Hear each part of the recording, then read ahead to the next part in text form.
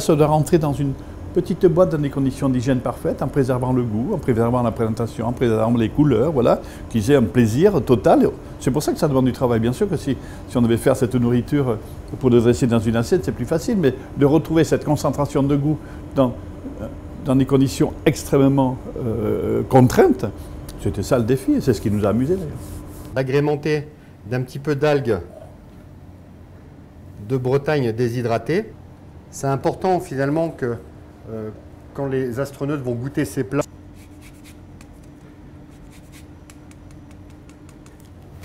finalement on a une déclinaison autour du citron.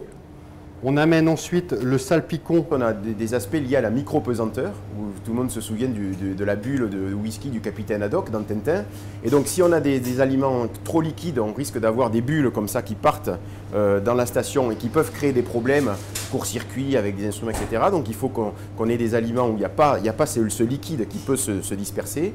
Et d'un autre côté, si c'est trop sec, on peut avoir des miettes quand on mange. Et ces miettes aussi peuvent être nocives parce que là, on peut les inhaler. Et donc, ça peut être mauvais pour les poumons. Si on sait l'assaisonnement de base, comment on pourrait le manger à terre, et on accentue 10% en plus pour que, voilà, on se dit que là-haut, il faudra bien pousser au niveau des saveurs. On ajoute les pinces et les coudes de homard.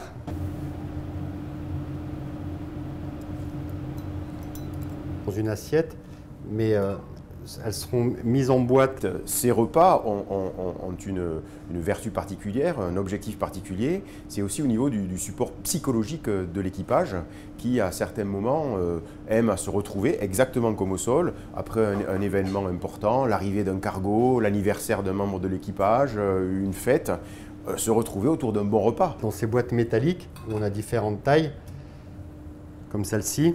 C'est juste une chute libre permanente, sauf que la chute libre, à partir d'une certaine vitesse...